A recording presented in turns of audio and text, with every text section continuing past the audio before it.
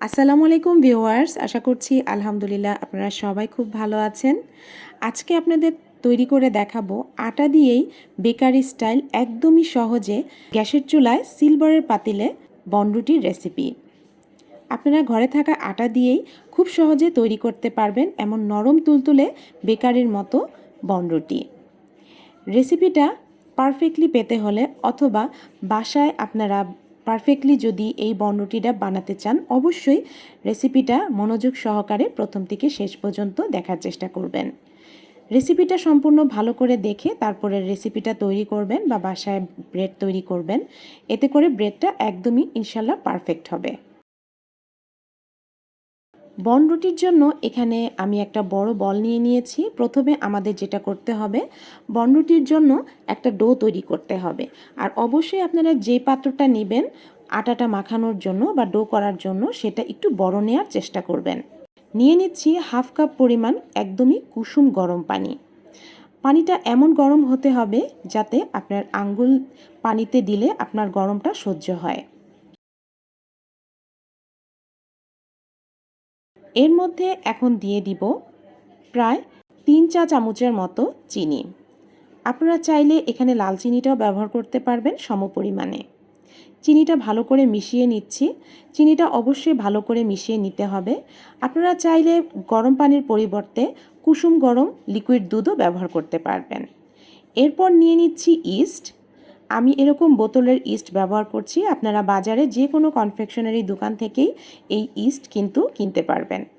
দিয়ে দিলাম 1.5 চা চামচ পরিমাণ ইস্ট। ভালো করে মিশিয়ে নিলাম। এবার নিচ্ছি নর্মাল টেম্পারেচারের বা স্বাভাবিক তাপমাত্রার একটা ডিমের সাদা অংশ। আমি আজকে এই একটা ডিম দিয়েই কিন্তু ব্রেডটা তৈরি করব। ডিম যদি নর্মাল ফ্রিজে থাকে, সেই পর্যায়ে ব্রেড তৈরির 1 ঘন্টা আগে ডিমটা বাইরে রেখে স্বাভাবিক তাপমাত্রায় নিয়ে আসবেন। কুসুমটা আমি আলাদা করে রাখছি, ব্রেড তৈরিতে আমার একদম শেষ পর্যায়ে কাজে লাগবে। এখন সাদা অংশ এবং ইস্টের পানি একসাথে ভালো করে মিশিয়ে নিচ্ছি। আজকে আমি আটা দিয়ে এই রুটিটা তৈরি করছি, আর এই পাত্রেই আমি 2 কাপ পরিমাণ আটা নিচ্ছি। মেজারমেন্ট কাপের 2 কাপ পরিমাণ আটা এখানে নিচ্ছি। আপনারা চাইলে মেজারমেন্ট কাপ না থাকলে আপনারা ঘরে থাকা সাধারণ কাপ দিয়েও, চায়ের কাপ দিয়েও কিন্তু মেপে 2 কাপ পরিমাণ আটা নিতে পারবেন। দিয়ে দিলাম 3 টেবিল চামচ পরিমাণ সয়াবিন তেল। আপনারা চাইলে এখানে 3 টেবিল চামচ ঘি অথবা মেল্টেড বাটারও দিতে পারবেন। দিয়ে দিলাম হাফ চা চামচের মতো লবণ। লবণটা আপনার স্বাদ বুঝে দেওয়ার চেষ্টা করবেন। এর থেকে একটু বেশিও দিতে পারবেন, কোনো সমস্যা নেই। তো ভালো করে চামচ দিয়ে মিশিয়ে নিয়ে এখন হাতেই ভালো করে মথে নিচ্ছি। এই ময়ানটা খুব ভালো করে করতে হবে।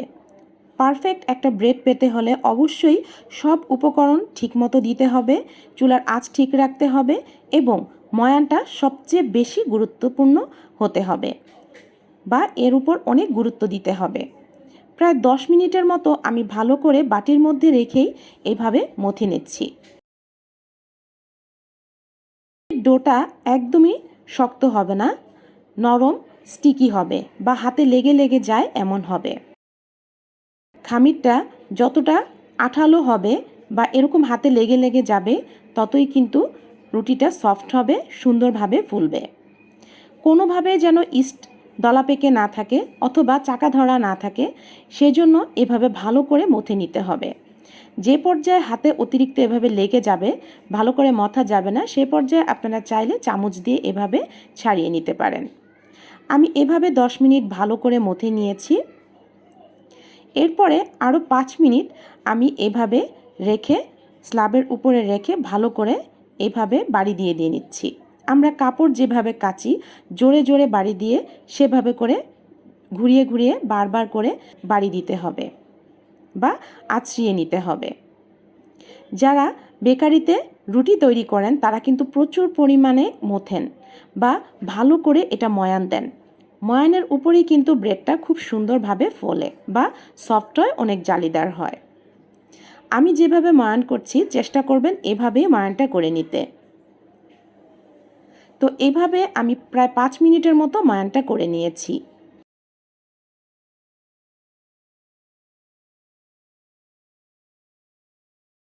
কোনোভাবেই কিন্তু টাইমটা স্কিপ করা যাবে না। আপনারা চেষ্টা করবেন প্রায় 10 থেকে 15 মিনিট এভাবে ময়ানটা করতে। হাতে লেগে লেগে যাবে, তারপরেও এভাবে চেষ্টা করে যেতে হবে।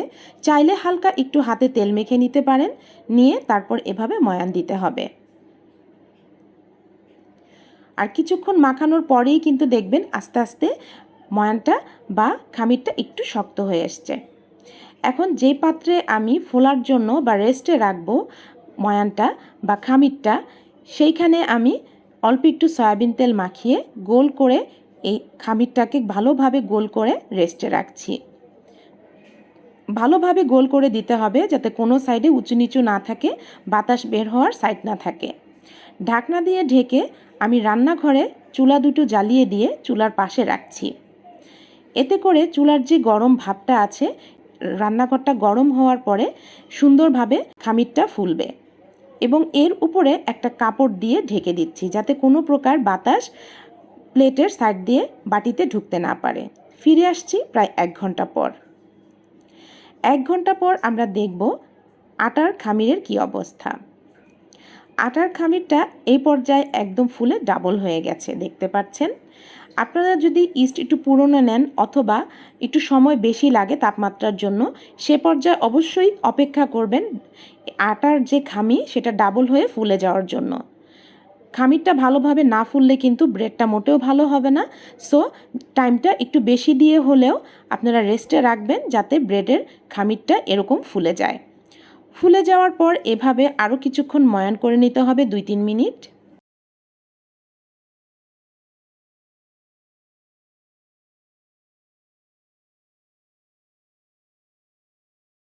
যত সুন্দর করে খামিরটা ময়ান হবে ততই কিন্তু ব্রেডটা ভালো হবে, পারফেক্ট হবে।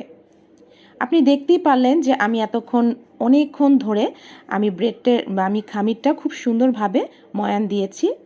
এবার ভালোভাবে গোল করে এখানে রাখছি। আপনারা চাইলে আমরা যেভাবে আটা রুটি তৈরি করি লম্বাটে করেও কয়েকটা ভাঁজ দিয়ে নিতে পারেন। যেহেতু আমি গোল বন তৈরি করব, সেজন্য আমি এখানে খামিরটা ভাগ করে নিচ্ছি। আমার প্রয়োজন 7টি বল, সেজন্য আমি এই খামিরটাকে 7 ভাগে ভাগ করে নিচ্ছি সমানভাবে। তো সমানভাবে ভাগ করে নেওয়ার পরই আমি এভাবে সব কয়টা ভাগকে একদম গোল গোল করে বল তৈরি করে নিচ্ছি। যেমনি আমরা রেস্টে রেখেছিলাম সেমনি গোল করে নিচ্ছি। কোনোভাবেই যেন সাইডে বাতাসটা বের হয়ে না থাকে, এবড়ো থেবড়ো না থাকে, সুন্দর করে গোল করে নিতে হবে। এতে করে ব্রেড যখন ফুলবে খুব সুন্দরভাবে সমান হয়ে ফুলবে, ব্রেডটা দেখতেও সুন্দর লাগবে। তো এরকম করে আমি সবগুলো ভালো করে গোল করে নিচ্ছি।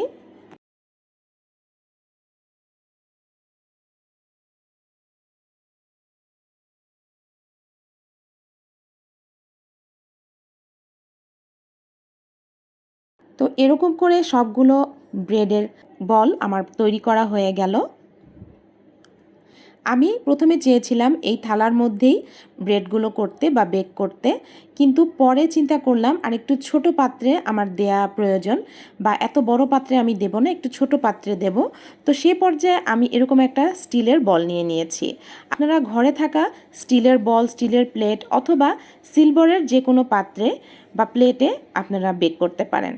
তবে অবশ্যই সেই স্টিলের বা সিলভারের পাত্রের কোয়ালিটিটা একটু ভালো হতে হবে। তা না হলে যদি নিম্নমানের হয় সে পর্যায়ে কিন্তু চুলার তাপে অনেক সময় স্টিল বা সিলভার কালো হয়ে যায়।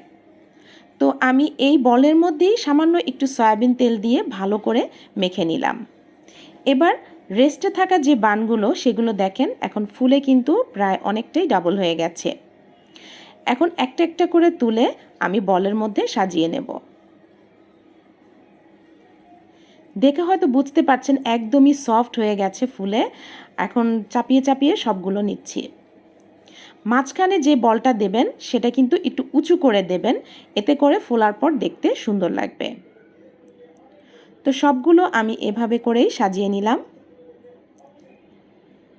আর অবশ্যই ঢেকে রাখার চেষ্টা করবেন। বাতাসের সংস্পর্শে বা ফ্যানের নিচে থাকলে কিন্তু ব্রেডের বা এই বলের উপরে একদম শক্ত পড়ে যাবে। এই দিকে আমি একটা বড় সিলভারের পাতিল চুলায় ফুল আঁচে বসিয়ে রেখে গরম হতে রেখেছি। আর আমি যে একটা ডিমের কুসুম রেখেছিলাম সেই কুসুমটাকে ভালো করে এখন ফেটিয়ে নিচ্ছি। এই কুসুমটা আমি এখন ফুলে যাওয়া বলগুলোর মধ্যে দিব। আপনারা চাইলে সিলিকনের যে ব্রাশগুলো থাকে সেগুলো দিয়ে দিতে পারবেন। আমার কাছে যেহেতু সিলিকনের কোনো প্রকার ব্রাশ নেই, তাই আমি চামচের সাহায্যেই ডিমের কুসুমটা মাখিয়ে দিচ্ছি। এই ডিমের কুসুমটা দেওয়ার ফলে ব্রেডটা উপরে খুব সুন্দরভাবে কালার আসবে। আপনারা অবশ্যই এটা দেওয়ার চেষ্টা করবেন। আমি এটা দেওয়ার ফলে খুব ভালো একটা রেজাল্ট পেয়েছি, সেই জন্য এইভাবে করেই আমি ব্রেড তৈরি করি। তো সব জায়গায় ভালো করে কুসুমটা মাখিয়ে নিচ্ছি।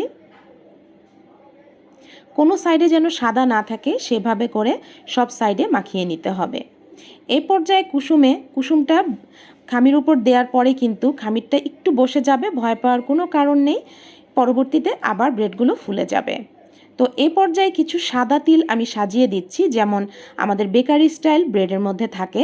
তো চাইলে আপনারা হালকা একটু কালো জিরাও ছিটিয়ে দিতে পারেন, এটা আপনাদের পছন্দ অনুযায়ী, বা সাদা তিল না থাকলেও কিন্তু কোনো সমস্যা নেই, এভাবেও তৈরি করা যাবে।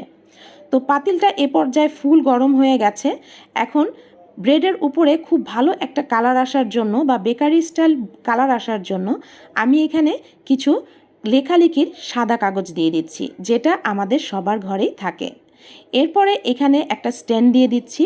যদি আপনার হাতের কাছে স্ট্যান্ড না থাকে সে পর্যায়ে আপনারা পাতিলের যে ঢাকনা থাকে ছোট, সেই ঢাকনা দিতে পারবেন। যে কোনো বা প্লেট বা থালাও দিতে পারবেন, বাটি দিতে পারবেন। তবে কখনো পাতিলের ভিতরে সরাসরি আপনারা ব্রেডের যে বাটিটা আমরা যেটার মধ্যে বেক করছি ব্রেড, সেটা সরাসরি পাতিলে বসাবেন না। যে কোনো কিছু উঁচু কিছু দিয়ে তারপর বাটিটা বসাতে হবে। তো বাটিটা আমি এখন এ পর্যায়ে বসিয়ে দিলাম। বসিয়ে দিয়ে যত তাড়াতাড়ি সম্ভব আমি এখন ঢাকনাটা ঢেকে দিব। ঢাকনাটা ঢাকার পর ঢাকনার পাশে দিয়ে অনেক সময় বাতাস বের হয়ে যায়, বাতাস বের হয় বা বাতাস ঢোকে, যার কারণে অনেক সময় বেকটা ঠিকমতো হয় না।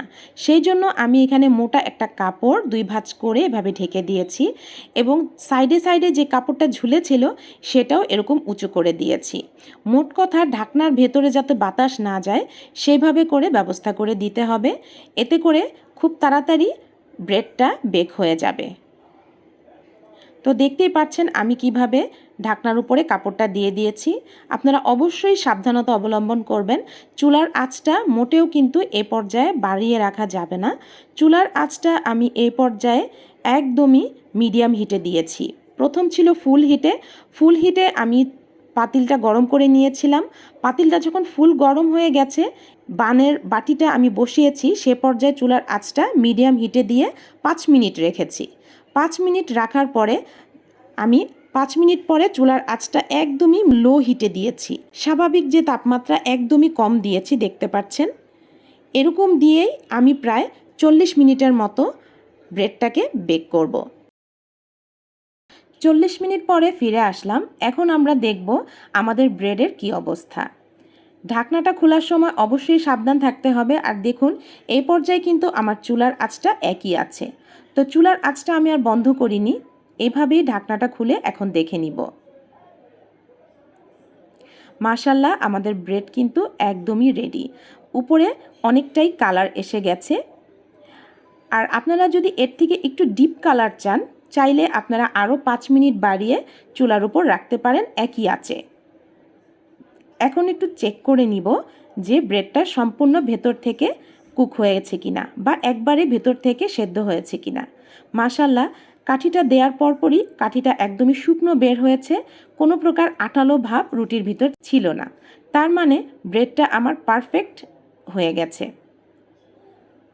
একদমই নরম তুলতুলে। এই পর্যায়ে দেখে খুবই ভাল লাগছিল। এখন আমি গরম গরম অবস্থায় একদমই সাবধানের সাথে নামিয়ে নিচ্ছি।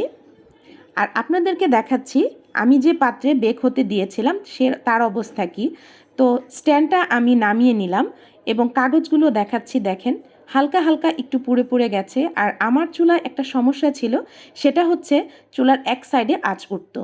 আমি কিন্তু একটু পরপরই পাতিলটাকে ঘুরিয়ে ঘুরিয়ে দিয়েছি যাতে সব সাইডে সমানভাবে আঁচটা লাগে। তো আপনাদের চুলায় যদি এরকম সমস্যা থাকে অবশ্যই আপনারা এভাবে একটু ঘুরিয়ে ঘুরিয়ে দেবেন। আর এই দেখেন আমাদের ব্রেডটা নামিয়ে নিয়েছি। ব্রেডটা কিন্তু এ পর্যায়ে অনেকটা ঠান্ডা হয়ে গেছে এবং চারপাশটা আমি ছুরি দিয়ে এভাবে ছাড়িয়ে নিচ্ছি। ছুরি দিয়ে ছাড়িয়ে না নিলে যেটা হবে, অন্য পাত্রে রাখতে গেলে দেখা যাবে রুটিটা ছিঁড়ে যাবে সাইড দিয়ে। তো রুটিটা আমি সুন্দরভাবে নামিয়ে নিলাম। মাশাআল্লাহ, রুটিটা খুব সুন্দর সফট হয়েছে, দেখতেও খুব আকর্ষণীয় হয়েছে। আমি A to Z রেসিপি আপনাদের সাথে শেয়ার করার চেষ্টা করেছি। ইনশাল্লাহ আপনারা যদি এই রেসিপিটা ফলো করে ব্রেডটা তৈরি করেন, ইনশাল্লাহ অবশ্যই আপনাদের ব্রেডও পারফেক্ট হবে। একদমই নরম তুলতুলে, অসংখ্য জালিদার আর দেখতে খুবই সুন্দর ব্রেড হয়েছে। রেসিপিটা যদি ভালো লেগে থাকে অবশ্যই রেসিপির জন্য একটা লাইক দিতে কিন্তু ভুলবেন না, আর চ্যানেলটা সাবস্ক্রাইব করে আমাদের পাশে থাকবেন। রেসিপি সম্বন্ধে যে কোনো মন্তব্য থাকলে অবশ্যই কমেন্ট বক্সে জানাবেন। ভালো থাকবেন, সুস্থ থাকবেন। আল্লাহ হাফেজ।